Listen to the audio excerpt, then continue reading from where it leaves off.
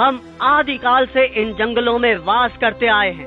ये जंगल हमारे हैं। धर्म परिवर्तित करके अंग्रेज हमसे हमारे जंगल नहीं छीन सकते। भाइयों, अंग्रेजों के सामने मत झुको, आत्मसम्मान के लिए खड़े हो। बिरसा के अनुयायी गांव-गांव में जाकर बिरसा की इस शिक्षा का प्रचार करने लगे। उसके कहने से वनवासियों ने अंग्रेजों को लगान देना बंद कर दिया। ये सब देख अंग्रेजी हुकूमत तिल में ला गई और उन्होंने बगावत भड़काने के जुर्म के लिए बिरसा को 2.5 साल की कठोर कारावास की सजा सुनाई। लेकिन बिरसा का आंदोलन अब रुकने वाला नहीं था। न वनवासियों ने लगान दिया, न बेगारी की। बिरसा के छूटने पर सारे वनवासी उसके गांव में इकट्ठा हो गए। बिरसा की क्रांति की पुकार से सिंह भूमि, चाईबासा और रांची के जंगल गूंज उठे। अब वक्त आ गया है जब हम अपनी जमीनें अंग्रेजों से वापस लेंगे और एक नए सतयुग का आरंभ होगा।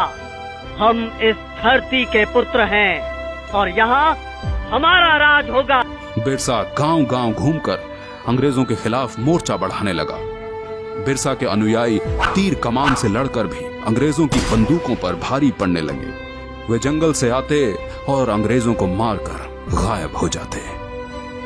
जिस तरह बिरसा हम पर और हमारे ठिकानों पे हमला कर रहा है, ऐसे तो ईसाई धर्म का यहाँ अंत ही हो जाएगा। बिरसा वनवासियों को ईसाई बनने नहीं देगा।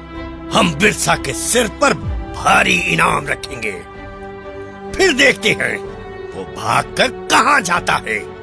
हाँ, क्यों नहीं?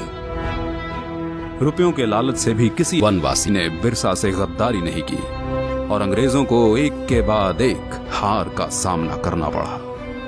एक बार जंगल में खाना बनाने के धुएं से अंग्रेजों को बिरसा के ठिकाने का पता चल गया। सभी वनवासी सरदार बिरसा समेत पकड़े गए और उन्हें सख्त कारागार में डाल दिया गया। बिरसा की कमर और पैरों में लोहे की बेड़ियां डाल उसे एक छोटी सी कोठरी में बंद कर दिया गया। अंग्रेजों ने उसके खाने में आर्सेनिक नाम का जहर डालकर उसे मरवा डाला और दुनिया को ये बताया कि वो हैजे से मर गया। मात्र 25 वर्ष की आयु में बिरसा अपने धर्म और देश की रक्षा के लिए शहीद हो गया। 25 साल में इतना कुछ करने वाला कोई आम इंसान नहीं हो सकता और यही कारण है कि बिरसा मुंडा को भगवान का अवतार माना जाता है। आजादी के बाद कांग्रेस की सरकार बन गई और उन्होंने ईसाइयों को खुश करने के लिए भगवान बिरसा मुंडा के इतिहास को पुस्तकों से गायब करवा दिया। लेकिन भगवान बिरसा मुंडा आज भी सभी हिंदुस्तानियों के दिलों में जीवित हैं। हम चाहे गांव में रहते हों या शहरों में, हम सब वनवासी हैं, क्योंकि हम सब जंगलों से ही तो आए हैं। भगवान बिरसा मुंडा सभी वनवासियों के भगवान हैं। वो हमारे भगवान हैं।